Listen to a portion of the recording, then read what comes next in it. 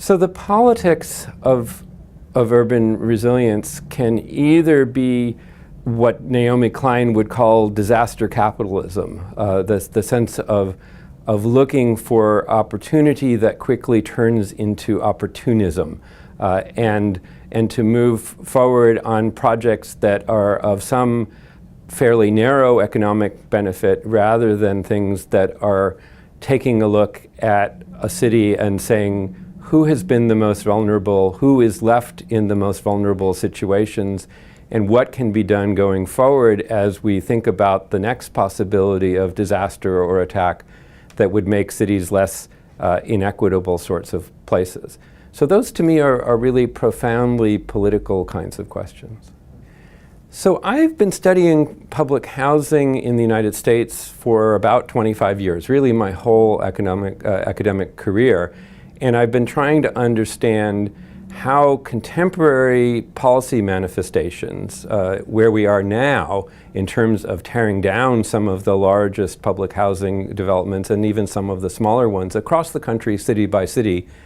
and how that relates to earlier practices. Why are we tearing down public housing? And so looking at the evolution city by city, what I found was that many of these places that are being torn down as the projects of the late 20th century were in fact already torn down once to build those projects. And so it seemed to me that what we had in many American cities, certainly the older and larger ones, was the phenomenon of twice cleared communities, meaning that there was a community that was labeled a slum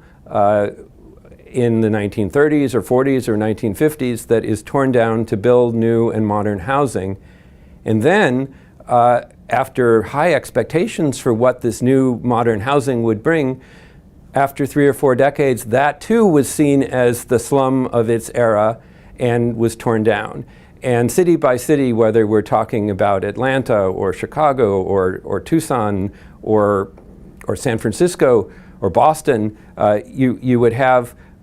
places that have been reimagined twice, where one community has been substituted with another on the same physical place. So it's not the same community that is torn down twice because it's different people across different decades, but it's the concept of saying,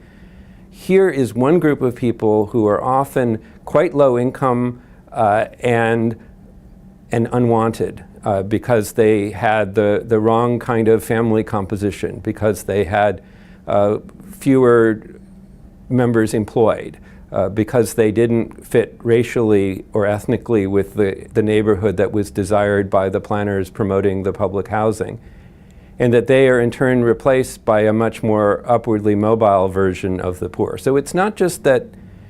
the community is cleared twice, it's that there is a rethinking of who deserves to be there, a stigmatizing and a moral judgment about the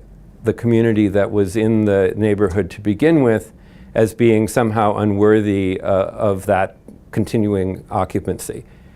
And then I think that happens again with public housing, where there's been,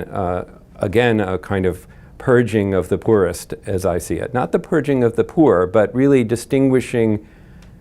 within the category of low-income people, which people deserve a place in the new community and which do not.